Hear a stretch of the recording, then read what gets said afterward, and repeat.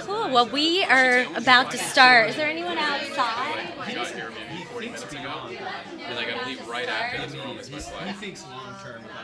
No late seating. This is not a movie. I'm joking. Humor. Oh, this is going to be hard. This is a tough crowd. Oh, the techie crowd. Where are my creatives? Okay. Welcome to our panel today. We are, as you already know, AR, VR everywhere, meaning you already know it's about to be everywhere if you're probably here, right? Who in the audience is actually working in the medium? These days are great. And who's interested in working in the medium? Just to get a read on who we have in the audience. Awesome. I just want to, right before we start, just new rules, as someone likes to say. I really like to make it more of a conversation. I attend a lot of these events as you guys speak at a lot of these events. Some people in the audience speak at a lot and attend a lot. And it's called Digital Hollywood. It's not called Digital Boring. And that's just me. Entertainment should be entertaining, whether we're talking about the back end, the front end, or the side end. That's how I feel about it, because you're going to learn and listen and get more out of it and have a good time as well. It's everything it should be. You've paid a lot of money, some of you, to come here, and I want you to get the most out of it.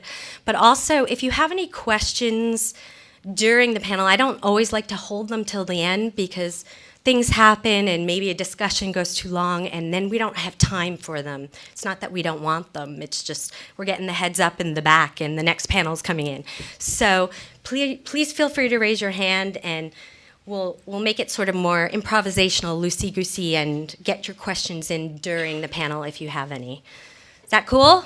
Yes. Thank you all for showing. Just so I know. Oh! Lou is not here yet. He might be showing up. We will see.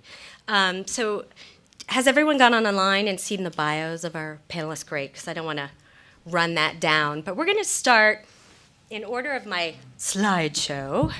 I thought it would be cool to just do a little show and tell, because they're all very different companies doing really interesting work, but it's a visual medium, and sometimes just talking about it, you only get a part of the picture versus seeing what they're talking about at the same time. So we were hoping that you guys would have posted virtual reality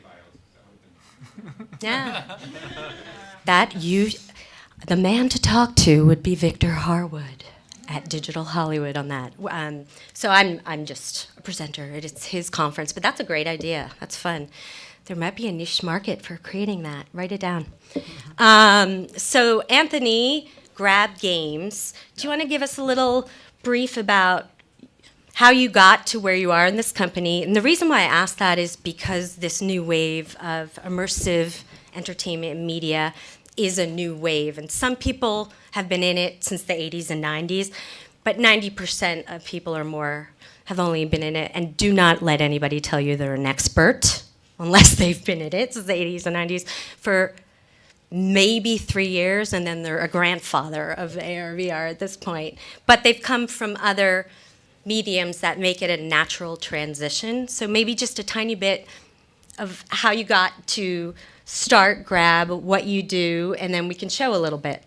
Sure. So our company Grab, the team, we've been together for a while. We've been together since 2002. And we weren't doing VR in 2002. We were doing cell phone games. And we've always been, I think what we do best is we're very good at coming into new platforms. And so in 2002, I had 12 engineers. They wanted to get jobs in the video game industry, but they couldn't. And so I had some background in mobile. So we started working on mobile games in '02.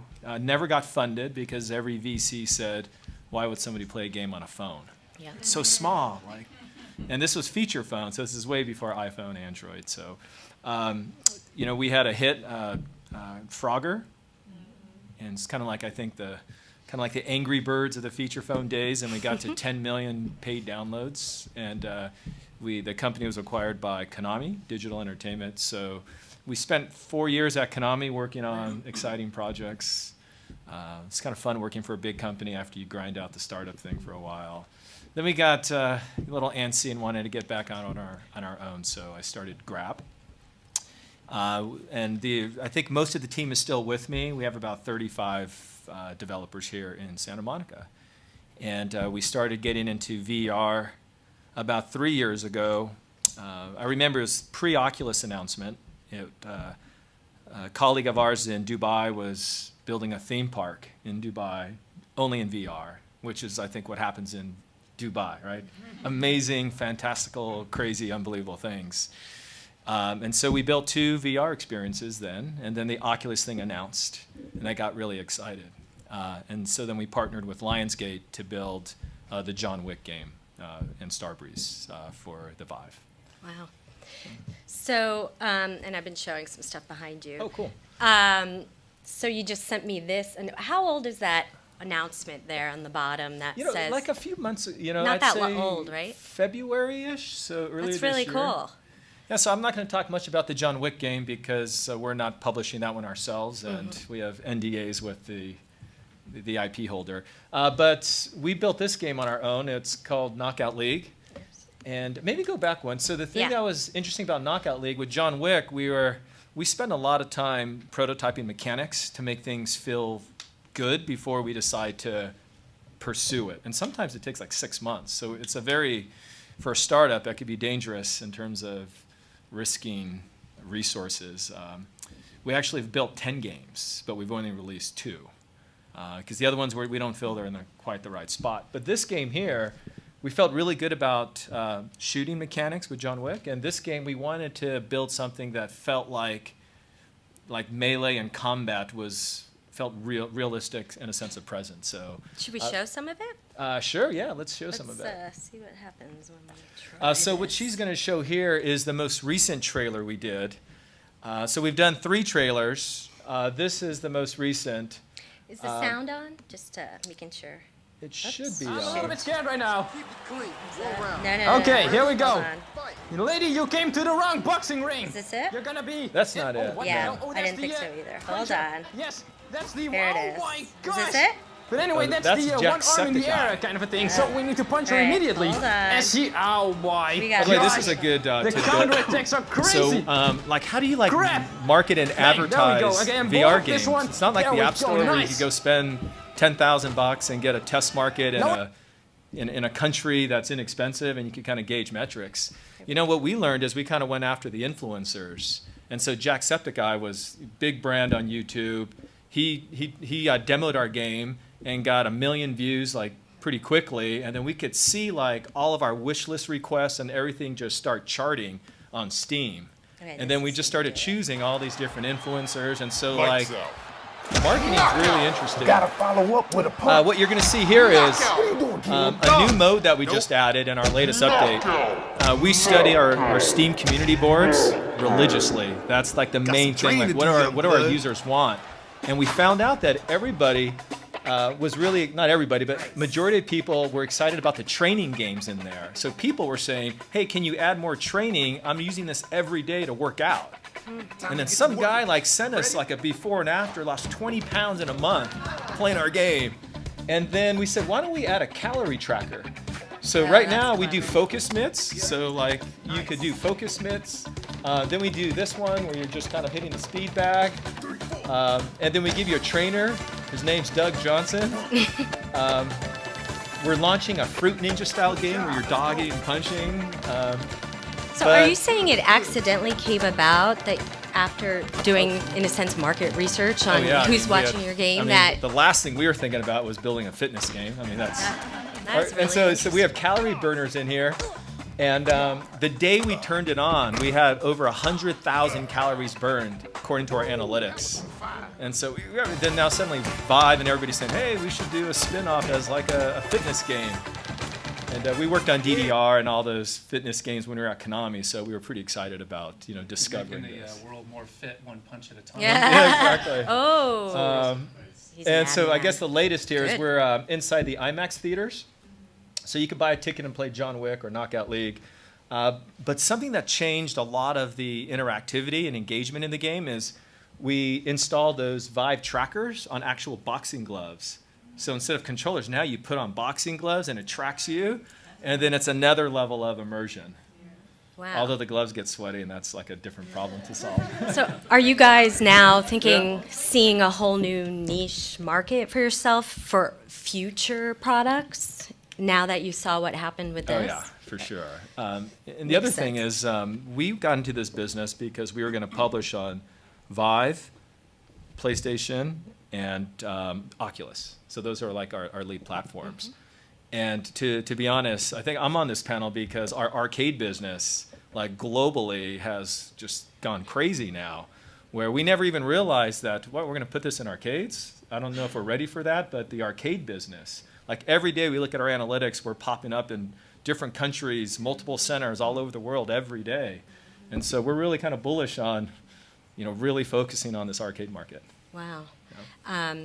Well, we might as well, since you brought up sort of the arcade theme park angle and some aspects of that, why don't we sort of head into that idea of, I know we're missing our guy from Two-Bit Circus, but the Void is an immersive theme park. Would you not call it an immersive theme park or experience? You can call it whatever you want. Yeah, I think that'd be great. The Void started a little over 3 years ago, and its primary goal, it almost started as an experiment. I came, and one of my partners came from this theme park industry. We were trying to build a theme park called Evermore, and it was an immersive theme park. It wasn't about rides. It wasn't about. It was kind of like taking the idea of a locker room, which at the time was just starting to emerge, but applying it to an entire theme park, so that when you walked in, your progress through the park would be tracked, and who you were and the decisions you were made were all tracked, and the actors would respond differently to who you were depending on what you'd done. And it was all live sets and live actors, and this enormous concept and terribly expensive. Ken, one of my partners, had hired me on to design all the illusions and attraction designs and walkthroughs for this park, which was an amazing opportunity. My background is in magic. I was a magician for over a decade. I designed things used by guys like David Copperfield and Chris Angel, and was also, when I wasn't doing that, was doing visual effects, and was a visual effects supervisor for Utah films, for local Utah films, of which, especially at the time, there were quite a few. And so that's kind of my background, and I would always try to take digital things and apply them to magic, and then place them into this park so we could kind of create these immersive magical experiences. And as we were doing this, we started looking a lot, especially at AR, which of course was especially then struggling. But we wanted to be able to do more magical things than we were able to, even with practical illusion, especially with the expense involved in practical illusion. And anyway, things just sort of progressed until one day I needed another attraction, and the third co-founder, whose name is James, was sitting next to me. He was helping us design a digital version of the park that we could look at in VR so we could understand our sightlines. And I turned to him and said, "Hey, what would you do with this space? I don't want to do another walkthrough. What would you do?" And he said, "Well, I'd match." He's an old VFX producer as well. He said, "Well, I'd just match the digital world onto the physical one, then put people into VR and wander around it. And then you could change your sets as many times as you wanted." And I'm like, that sounds really good, And I started talking with him about how could you take the idea of virtual reality and make it as real as possible. And that's sort of where the concept began. How can we take every trick in the book, everything that was ever written about VR and hadn't been written yet, and try and make it seem real? And we did. That's kind of where we started from. And there was no room scale tracking at the time. There was no redirected walking at the time. There was nothing. So it was all kind of brute force jammed together, using sort of things we'd learned from the theme park industry to create what eventually became called stages, which were practical sets that were designed in sort of simple ways that would allow us to virtually put in sort of this. I call it the opposite of augmented reality, because in a way it is. In augmented reality, you're augmenting the real world with the virtual world, and here we're augmenting a completely virtual world with the real world. And when you do that, from a magician standpoint, things get really real really quick because the mind only needs a few convincers to understand and believe what it is. It can't just be your eyes. It has to be a little bit more. And when you do that, things become magical. Things become amazing. And so with this concept in hand and with sort of a proof of concept we built, I'd left Evermore to others. And with Ken and James, we co-founded The Void, which would bring these stages and these magical worlds to the masses. That was the idea.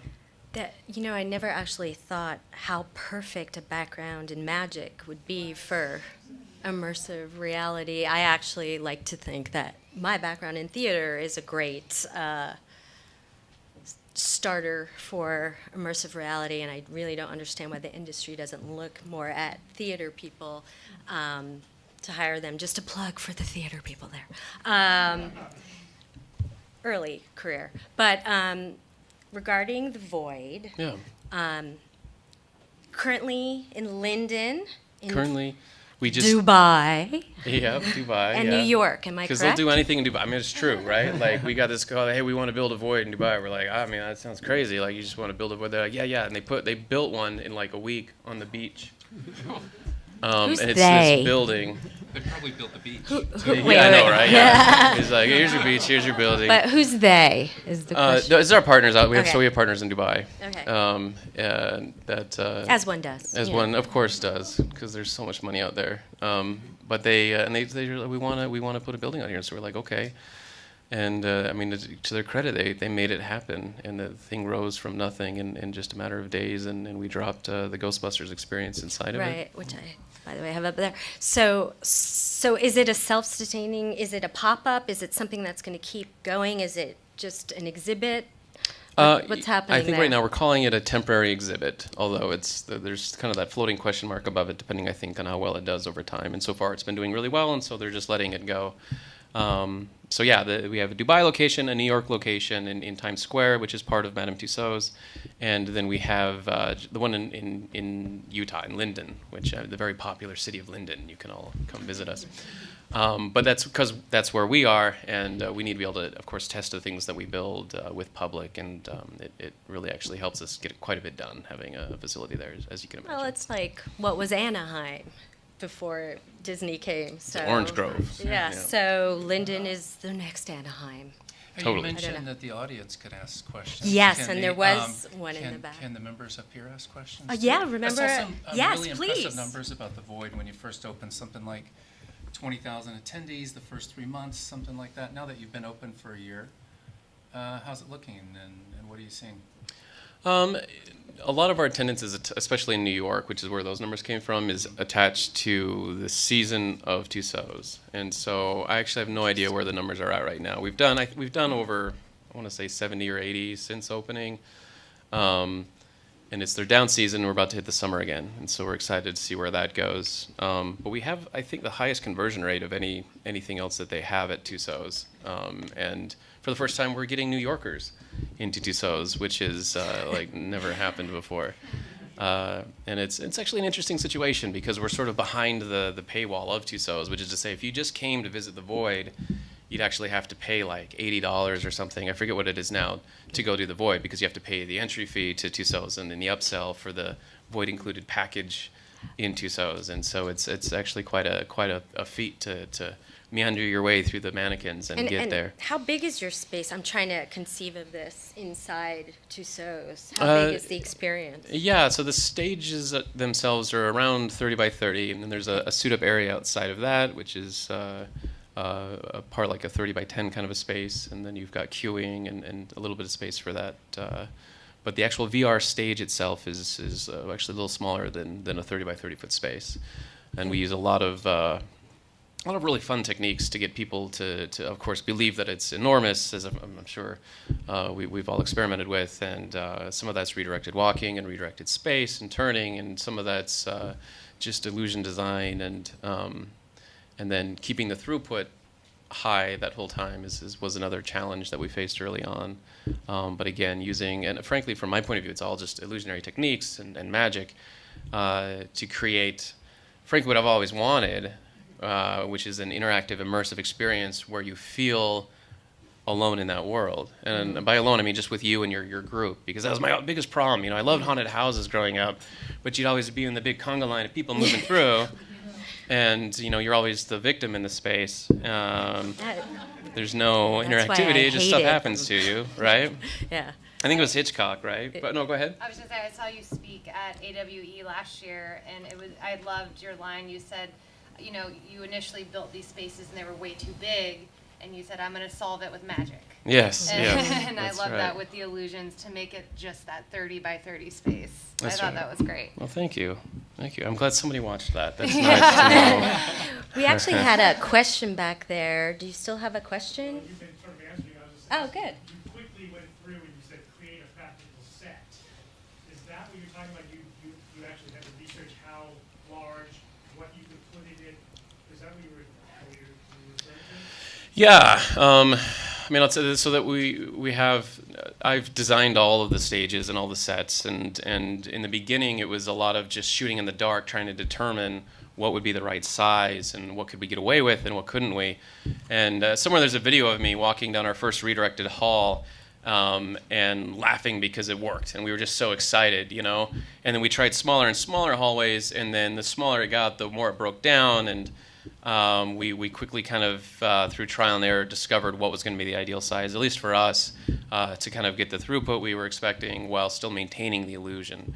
And so there's a lot of, I mean, it's still, I kind of went to the powers that be in the company, my partners and the C-level, and said, okay, I need a space, a lab, a magic lab that's just for me, that I can just go into and say, look, this has nothing to do with anything, let's try it. And from that has come a lot of really great stuff. And it's probably my favorite thing about working in a medium that in the end is really so new is the discovery that kind of comes along with that. Just recently we had a problem where we had an open space in our set because I don't have any swinging doors. Well, for the most part, I don't have any swinging doors or automatic doors because safety and simplicity is what I'm after. But I needed it to be locked. I needed this open space to be locked without violating the rules of the void, which says that it's also physically empty. And so I sat down with my lab and said, okay, let's create illusion. And now you can, in this experience, you can walk down this hall and you can turn, there's a door there, and you can try the door, and you can knock on the door and bang on the door, and the door just sits there. And when you come back to that door, it opens freely, and you walk right in. Yet nothing physically happens or changes. So I don't know, fun stuff. Any questions for him? Yeah, Yes. Actually, so there have been a couple of other LB panels where they talked about it at the lower end, which is the pop-up shopping mall location days. They're saying essentially now it's already like movie theaters where it's just a break even for the ticket and they make the money in the popcorn. Are you above break even, or has it already collapsed so you really need like a gift shop and stuff? I think there's a lot more to be explored in that space because I think going into VR, holding your popcorn and trying to make that situation work is a little weird. You know, I want to augment your experiences both post, pre, and during with more if I can, and especially if you're willing to pay for more, then I want to just give you more of that. And so. But is the ticket covering your costs? Yes, I mean that's the good news. The ticket is covering. I mean that's the short answer. great The news. ticket is covering Yeah. the cost. But it is a pricier ticket, and it's a bit like saying that we are attempting to be that premium ticket, and just knowing it and owning it. Like, look, we'll give you the best experience that you can have in VR, but you have to be willing to pay for it. And as time goes on and things move, that price point will move around. But I feel like that's something I can live with because it maintains, I think, the dream that the Void is set out to accomplish. How are you finding your audience? How do you market, especially the thing in New York that's hiding behind Madame Tussauds? Like, how are you getting New Yorkers there? It's been shockingly easy. If you've heard of the Void and you go, "Oh, that's really cool. There's one of those here," and then people just sort of go. There hasn't been Word a of huge mouth? marketing push. It's just all been word of mouth. That's very cool. Thus word of far. mouth. So we're pretty happy Amazing. with that. There's a question? Yeah, I actually tried to go, and I just didn't want to pay that $90 after tax to have to schlep through that. So yet again, but anyway, I wish I had. So did you license it to them? What's your business model, and how So we're gonna basically the Void's interested in having a lot of partners, is what it ends up being. So you have a space that's in a great location, and you want to put a Void in there. Great, let's partner up and let's make it happen. Is kind of the short answer. I feel like with Tussauds was an interesting situation because they'd already sort of worked out a deal with Sony at the time to make a big Ghostbusters exhibit, and so they'd had sort of the works in process with the studio already. And then when we said, hey, we're going to put the Void in New York because of Ghostbusters, it just makes sense. Sony's like, hey, we got a great location already set up. Let's all work out a deal. And it kind of just fell together that way. I think there was another question. Is there a time limit so you can keep the clients sort of flowing through? Second question, what's the I was going to guess the average time is maybe 10, 20 minutes with the experience, but maybe I'm totally off. Yeah, Ghostbusters itself averages about like around 8 minutes. Just the VR portion. I mean, there's kind of pre-show and post-show aspects to that, but the actual VR portion is 8 minutes. I think future experiences will be longer than that. I think we're aiming around 12 minutes for experiences. What about in Linden? It's all the same. So it's all okay. everywhere you go. Got it. Yeah, for at least as far as Ghostbusters is concerned, it's all the same. But the clever thing, again, from a magician's point of view, is and not trying to make you feel like you're being rushed and you have this sort of choice of free will. We do little tricks. So, for example, the first room you come into is called our owner's apartment. You're busting ghosts, and you're really the point is to destroy the room. I mean, you can't hit the ghosts or capture them. It's a little secret, don't tell anybody. But you can't. There's no winning in this space. That's true amusement park, actually. They're hard in You're the not real going to world. get the Yeah, prize. I mean, So- to be fair, and that's kind of the story arc, because you're a rookie Ghostbuster, and so you're not supposed to be good at this in the beginning anyway. But you just completely hose this room, because again, I had this like checkbox or list of things I wanted to do as a Ghostbuster, and one of them was destroy like a room. I mean, this is like what I want to do. And so anyway, let's say you spend too much time in that room because, free will and all, you just decide to stand there even though we've kind of, gently urged you to move on. Right after that room, there's an elevator. So let's say you take too long according to our time chart of getting into that elevator. When you finally get onto that elevator, the elevator will actually move quicker to catch you up in the experience to where you're supposed to be at. So the room behind you doesn't get gated by you. And so we have a number of gates and a number of things like that to trick people into believing that they win at their own pace when in fact we controlled it the whole time. You are the devil. I like it. So, just one more slide As a magician, on there. I've heard There's that the a lot, Ghostbuster. so, yeah. You've been, I'm sure, to the Magic Castle here. Oh, yes. Of Oh, yeah, course. you bet. That's a dumb question. Sorry, Lou is not here. And we're going to talk to Doug right now because it's not totally dissimilar, but it is different what you guys do at Nomadic VR. Would you like to talk about your work, which is up there right now? Oh, sure, yeah. So we're also an out-of-home, location-based VR immersive entertainment company. And like The Void, Spaces, Dreamscape, and others, we feel like we're building probably the most powerful new medium of entertainment that's really ever existed. And in part because it tricks so many senses into believing what's happening in the world is actually real. You find that there's this kind of lizard part of your brain that the moment that you, in addition to sight and sound, add locomotion, add the sense of touch of virtual objects, and engage these senses, that your brain really buys into what your senses are saying is real. Our goal is to take this sort of experience that Curtis and I are talking about now and to take this to neighborhoods everywhere. We think it's such a powerful medium. We think it's going to happen. These types of experiences are going to be all around the world in several years. And we're building everything with the effort to scale this up, to be the platform that delivers this to the market. So some of the things that make us unique, when you think about taking an experience like this to a neighborhood, to a smaller community, not just a tourist destination, to make that happen, you need to have fresh content. You need to replace it on a regular basis, even if you've got variations to each piece of content that you produce. You still need, in a local community, to swap out those experiences on a regular basis. And when you've got a venue partner operating those locations, the last thing they want is a month of downtime doing construction, taking all these walls and doors and cables and stuff down and building something up. So one of the techniques we've come up with to solve that problem is a modular set of physical walls See inside the that space. right here in the picture up there. Yeah, that's a very early version of this. But it enables locations to convert overnight from one experience to another, and that way we can deliver fresh content on a regular It's basis. like you're the circus coming to town. It is. It's a lot like that. Yeah. Yeah.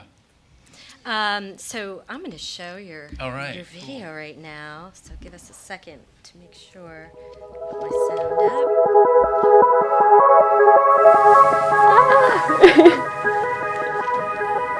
Oh my god. Oh my gosh. Oh my gosh. So many times people have watched films, they've played video games, but they've never been inside of those. Is there actually a gun in here? Oh my god. With what we're doing in VR, it allows you to actually step into that environment. You become the star. It's your experience. Okay, I'm pulling the lever. They will feel the heat. Oh, that's hot. They will feel the wind. They will be able to touch items. And you start to believe that you are actually in that place. I'm sweating. Yeah. Is that actually moving up? No? That was a trip. Yeah. That sky was like blowing my mind. Do you think this is something your friends would have enjoyed? Yeah, definitely. I honestly kept thinking in my head like all these different people that would absolutely love to have that experience. Any person who tries this is gonna be just completely blown away. You literally feel like you're in a real place. That was crazy. I don't even know what to think. Wait, can I do it again? When you think about radio, television, the personal computer, this is the next generation. This is a game changer.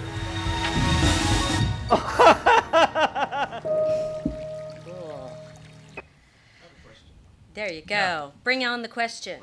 For Doug and your colleague Kaylin. Mm-hmm. By the way, disclosure, I'm invested in a VR firm at 2014 BBC, so I've been in this space for a Oh, while. good. Uh-huh. Seeing what you're doing, especially mobile, putting, localized things in different communities and whatnot, have you all began to perhaps explore branded content partnerships around original IP, or that might be connected to a piece of IP that's out, or a game publisher, beyond E3? I mean, actually a smaller. Yeah, that's a great question. Mm-hmm. Activation, location, 10 different cities around the world at the same time for the launch of a new game. Yeah, it's a great question. We consider ourselves a platform to deliver these types of experiences to the market. That platform consists of some technology. So we've got a turnkey set of technology. We don't build it all. We source some of that. We build some of it. We've got an SDK, that sort of thing. On that platform, we can build content. We've got 2 internal teams building content ourselves, and other third parties can build content as well. And what we do when we partner up with a game studio or a film studio who wants to build that content is that we take care of a lot of the heavy lifting kind of out in the field. So we do all the installations of these locations. If you've got a game studio that's building experiences, we'll not only give you some of the tech to be developing on, but we'll do all of the testing in-house. So we're running hundreds of people through the experience well before we launch it, giving feedback and analytics on how players are engaging, what choices they're making, what demographics does it resonate with. So by the time any of these experiences launch, you really have a high confidence that they're going to be successful. And this is very unlike almost any type of experience out there. If you think about making a film, you shoot for 6 months, you do visual effects for a year, you edit for a while, and then you cross your fingers. Maybe you bring 100 people into a theater and do a little survey, but you really don't have any idea. And the power of this kind of medium is that it allows you to test, iterate, quickly make decisions and learn so much from your users, a lot of the way that mobile developers do as well. And so we think it's a powerful platform for getting these things out. We can't come up with every idea. The number of ideas you can do in this space are limitless. And we have no idea who's going to come up with that great idea. It could be a magician, it could be a theater person, game developers. There's going to be a wide variety of people with really unique perspectives on what you can do in this medium, and what we're going to learn over the next few years is going to be incredible. Product activations taking place Yeah. simultaneously in different parts of the Yeah, we look at two kind of launches. Some that are non-time based. They are a haunted house, anything that you could, actually a haunted house is time based, sorry. Anything that can just be around indefinitely. And those experiences could travel, they could open up at multiple locations. There's a lot of flexibility there. And then there are time-based experiences, things that have to launch with a film. They've got a natural start and a natural end. Maybe they pop out with a game event. And our goal is to bring those to market too. Those put a lot more pressure on you to execute and develop on time and to push that out to a lot of locations. And when you think about, like, one of the things that is unique about what we're doing is all of the physical props you interact with, they're not Vive controllers. They're not game controllers. They are objects that have the natural form and shape and weight of the things you see in the real world.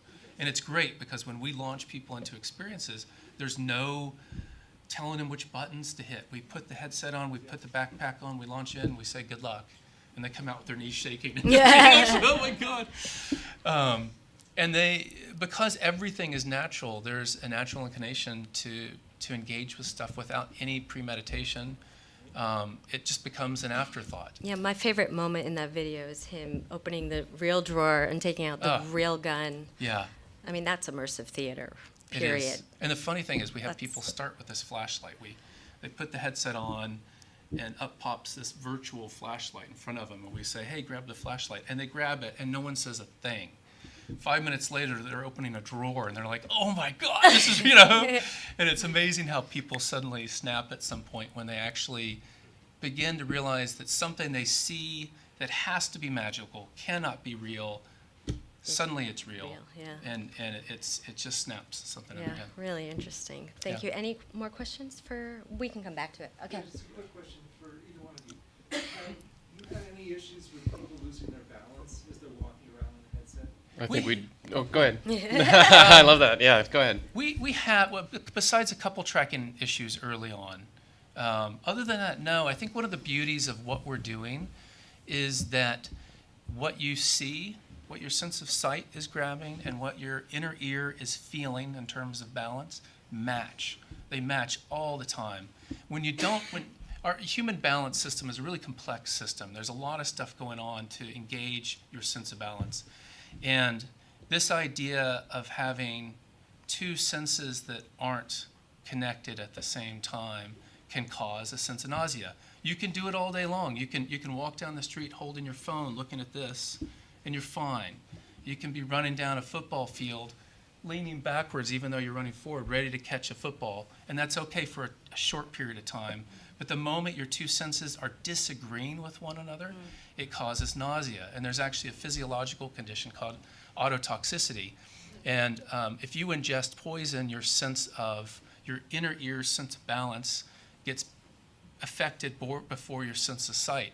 That causes nausea, making you want to throw up so that you get rid of the poison. It's a natural human response. And the beauty of what we're doing, as well as what the Void is doing, is that we're providing very highly accurate positional and rotational information about the player and delivering it to them wirelessly and rendering their perspective in a very short, imperceivable amount of time. And you just simply don't have this nausea. You don't have the balance issues you have when you're using a controller to drive you forward artificially, but not feeling it in your ear. And I don't know if you got more comments on that. All I was going to say is that I'd place a heavy bet that neither of us have had any troubles with it, because it's the same thing. But out of the tens of thousands of people we've run through the Void, we haven't had a single problem with somebody getting sick or getting dizzy. Cool. There's a question in the back.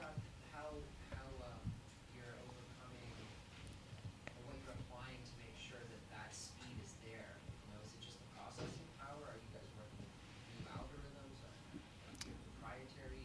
This latency in terms of tracking. Yeah, I mean, my vibe at home isn't that you're doing crazy stuff with different peripherals and so on. How much of that is proprietary versus? With the Void, it's all proprietary. We'll just say everything down to the BIOS in our computer.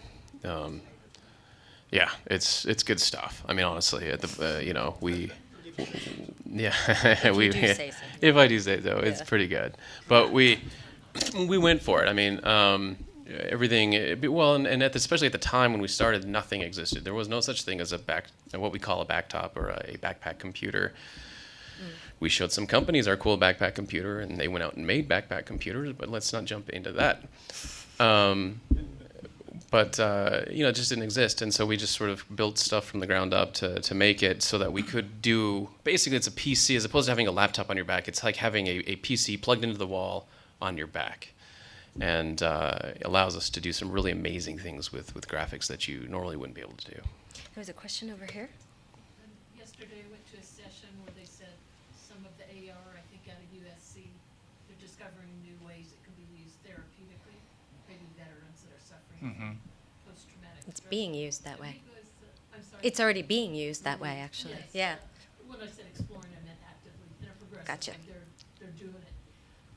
And then back to you guys, have you considered that healing in the therapeutic forms if someone was guided, let's say, with their PT, their physical therapist, maybe someone that has Parkinson's, balance We joke around, and this is a joke, by the way, about causing PTSD and opening clinics next door to us at every location.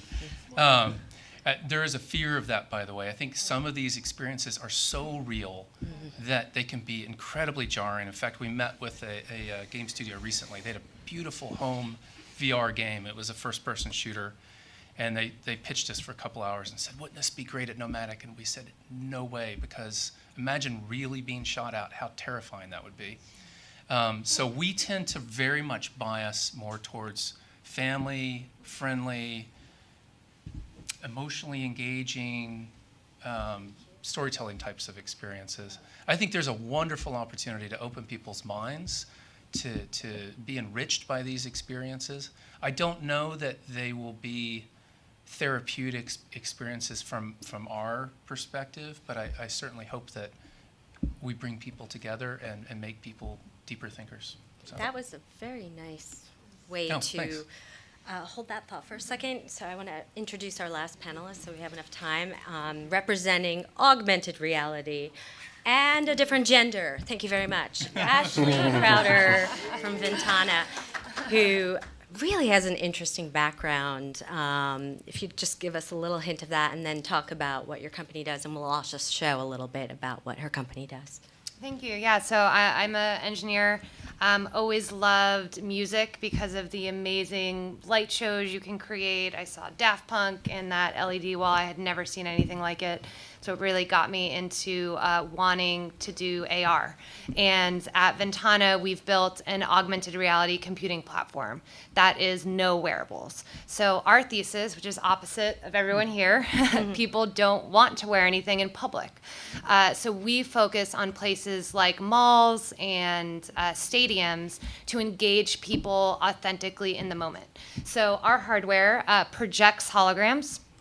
And then our software makes that interactive while collecting all types of data on you. Because most of our clients are brands, and they are spending a lot of money at these events to engage you, and they need to be able to quantify that at the end of the day. And so this was something we did for Marvel, which is really fun. So we actually let you become Doctor Strange. So if you put your hand up, you opened a hologram portal, and if you did this motion, you threw the red cape around you so you could be that superhero. No matter what the experience, you automatically receive a branded email with a video or GIF. We joke we've invented all this tech and we're doing selfies, but that's what people really want. And then you can share that on social media, and our backend tracks everything. So we know if you shared it, where you shared it, how many times people watched that video. Because we have your image, we can tell your age, your gender, even your sentiment, which is important. So I know you're happier looking at a blue car than a red car. Lexus is a great client. We more than doubled their leads with interactions like that. And this is actually one example. We can play a video. Yeah. So believe it or not, Nike sponsors high school football teams in Texas. And we did this hologram to announce their new uniforms. And it was a really, really fun event. We got the sound up. Just making sure. I think it's, hold on. Ever. Whoops. Let's start a little bit in. You told me.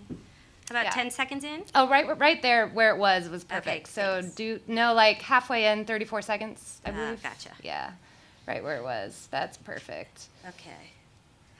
So this is at the Dallas Cowboys Stadium, which these So high without school further football ado, teams also practice for the at. first time ever, your uniforms for next Saturday. Let's get it.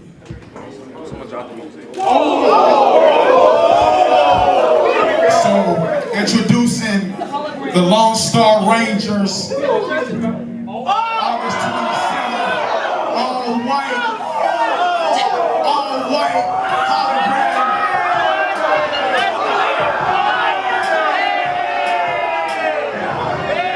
They all have Snapchat open.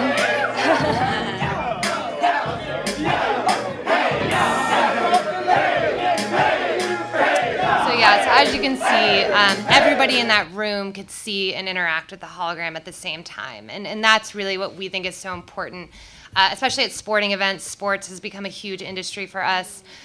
Everyone had Snapchat open because millennials and Gen Z, it didn't happen unless you shared it. And we actually pulled this video from Twitter. We got this video from one of the students. So it's definitely shareable, and it's that user-generated content that is so valuable to the brand, because I'm so much more likely to click on a dress that my sister shares than that annoying pop-up ad. And it's 50% more trusted. It's 35% more likely to lead to a sale. And with our case studies with Nike and Lexus, we're really showing that value to the bottom line. Ashley, do you guys create the hologram? Like, do you have like a motion capture studio or? We build everything because we're crazy. So we build the hardware, we create the content and the software. But we've built it all on a cloud platform, and we're hoping to be able to open that up by the end of this year, if not beginning of next year, and let people create their own interactive hologram content with our data collection, and eventually even become display agnostic. So we might be powering content on HoloLens, which is an interesting thing we're looking at. Or all the advertising agencies we work with, they're dying to create their own content. So right now, it's just an education process to get them there. How does the education process work? How do you deal with? Yeah, it's fun. I do a lot of talks like this. Yeah. But yeah, we just want more people with more devices. So 60% of our clients are in New York. I'm in New York every month meeting with the agencies, getting them to experiment. We kind of do it in bits and pieces. So we can work with a lot of existing assets. So we'll get them to create 3D files, and we'll take them and show them how it works.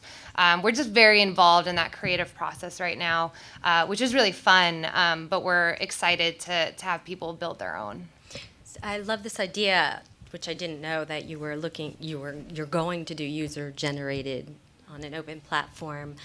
Do you see yourselves like potentially either working with or becoming a hologram YouTube, of user-generated platform? I guess potentially, yeah. I mean, right now, everything's on our hardware. We're selling our hardware to venues. We're installing it, replacing LED walls. So it's just a way more engaging form of advertising. You'd rather pitch a ball to Derek Jeter and cheers him with a Bud Light, and that's Bud Light's new sponsorship at the stadium. And so we're creating kind of a network of displays, almost like an Outfront Media in that way. But excited to push that beyond our hardware, because when we become display agnostic, that's when it really can grow. Do you see, seeing as you're sitting next to each other, so AR and VR are connecting for the MR, XR, I don't care what you call it, mixed reality. As long as it has an R in it. R, reality, just one big happy family. I mean, could you be using holograms, her technology, in your parks? I mean, you guys do proprietary work. All of our stuff's 3D. I mean, it's possible, I guess, in the future. We don't saying, really you make know. a cute couple here, So I will say, exciting. we have VR companies hiring us to do holograms using assets from your content, which we can use, to do something for all the people waiting in line. So, you know, Great. Intel Love it. hired us Okay. for the South so by glad you said VR launch that they did at the Hubble telescope, and they're like, well, you know, what are all these people waiting in line going to do? So we had a hologram of the Hubble telescope that they could play with and watch before they got to do the VR experience. Yeah, sounds So, great. I love yeah. the fact that the three of us are in out-of-home entertainment, Yeah. but we've got a completely different thing that we're doing. And then in actually, four of us with Yeah. the arcade. I was as going to well. tell you to And then come we've got- on in. yeah. And he was like the sad guy at the end. And one of the things I like about that, if you look at kind of the historical traction of entertainment, starting from, you know, cavemen sitting around a campfire, you know, 400,000 years ago, storytelling was so immersive. And as we've moved more towards radio and film, things that have become much more rich, yet somehow we've become less engaged socially. You know, you look at the vast majority of entertainment now seems to be on people's mobile phones, and you get a group of people out in a bar and they're staring at their phone together. And now suddenly, you know, all four of us are talking about bringing people together socially, actually creating a sense of community around these types of experiences that we're building. Give me goosebumps. Question. It's not really a question, it's a comment. Millennials are into experiences, and rituals throughout history have been that which brings people together. And I applaud all of you because you're giving them that more human experience. Nice comment. I agree. Thank you. Yeah, I Got you in the back. I think that just to kind of expand on that point, we get people talking to us a lot about story, especially in Hollywood. There's like, you know, the great golden idol of story, of how everything is story found and story based, and they're right. It's just when it comes to, in my opinion, VR especially, the goals are different. Which is to say that. You know, when you come into the void, we're not trying to tell a story to you. We're trying to get you to live your own story that you'll come out and tell others, right? And so where we live in this world where everybody's got movies and video and story with them 24/7, and then you can I could literally right now watch Star Wars on my phone, right? Like, I mean, it's just sitting there waiting for me. And I could watch someone else's story, but it's ubiquitous and it's there. But people need to start living again and being able to tell their own stories. And the fact that we're doing that, I think, is exciting. Yeah, we're converting people from being an audience to being participants.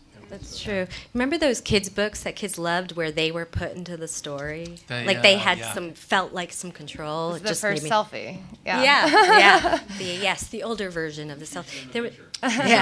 There was a question back there from a while ago.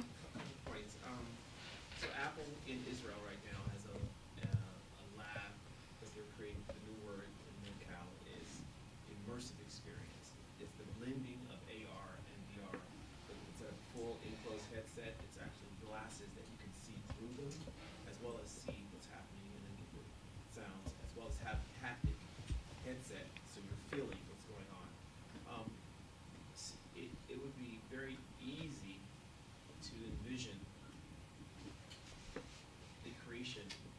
I relate to the technologies to create your own version of a holodeck, and then take old films that are, you know, from the Star Wars forward, the first one, and have them repurposed things. Other things would need to be shot, of course. And have the individual be Luke or Leia or Han Solo or whatever, and tell pieces of that and let them discover and go their own path as opposed to 8 minutes or however long, whatever it is. I could easily see that as a business model in this case that a studio would love, because it would bring back their old IP that's been sitting on the shelves. It would be a whole new revenue vertical for you all, and you all as service and platform providers, which is, you know. Cool. Did you say you had a second? Anything? Trademark it Did you? quick. Okay. And there was another question over here. Yes. Actually, I had a question about evolving revenue models for your company. Like, what do you think is going to make the most money going forward and allow you to grow and scale? And that's for each of you. For us, I mean, we started with events. That was an easy way to get going, show proof of concept, bring in revenue. We 50% up front, we'll build it, 50% on the event. And now we do long-term leases, which have recurring revenue for content and data. And then we also sell our hardware, which we have recurring revenue for maintenance plans, content, software, and data as well.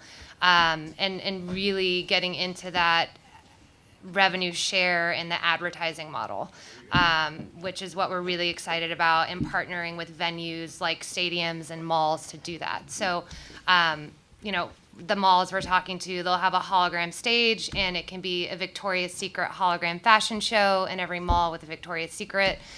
Or Tim Cook can be a live hologram telepresence, which we do, announcing the iPhone 8, and then you go buy an iPhone. But Apple's paying for that time on that display just like they'd pay for time on an LED wall. Makes sense. Cool. What about you guys? Yeah, for us, I mean, the basic models are rev share and ticket sales, and then there's an opportunity for merchandising. There's an opportunity to sell virtual experiences. If you do the log ride at Disneyland, you get that chance to buy your picture afterwards. Imagine what you could do when you've got the type of entertainment content that we provide. And virtual goods in the home as well, engaging with your avatar, making modifications to it before you come to Nomadic. All of that's sort of on the roadmap for things we want to do. What about you? We do premium pricing on Oculus and Vive, but we're doing a lot of subscription models for the arcades. So licensing and subscriptions, always looking for recurring revenue streams, and that seems to kind of be the biggest revenue stream we have right now. But literally every deal we've done is different. It's crazy. Like, we've done a deal where we've licensed the game for $15. And we've done another deal, we've licensed the game for $900,000. It depends Isn't that who's crazy? asking or what it's used for. It's crazy, right? It's Yeah. like, we've done deals where it's like $800. We've done deals where it's $100,000. It's exactly. it's like Yeah. it's crazy. I mean, that's why it's kind of exciting, because it's like all over the map. But we're trying to kind of build a model that's sustainable and that we could project out. So, So, and what's the future at the Void for? So the Void. More franchises? I mean, or- it's obviously almost identical to Nomadic and everything that was said there. I think there's one of the exciting things is that we do try and go for broke in some instances. There's these what we call the infinite stages, which are these full-sized 60. I call them full-size because that was the original plan. Were these 60 by 60 foot stages where you have this what we call the infinite hallway in the center of it, and you can really walk in and decide if you're going to go left or you're going to go right, and the whole experience changes based off of the physical direction that you go, just like in the real world. And I mean, that would be this very premium experience. And so I think basically the Void will have a product model that varies depending on the size and the scope of the experience that you're looking for, but otherwise is very similar. We joke around a lot about putting a credit card swiper right on the side of the headset. Yeah. Do in-app purchases. I want to stay in longer.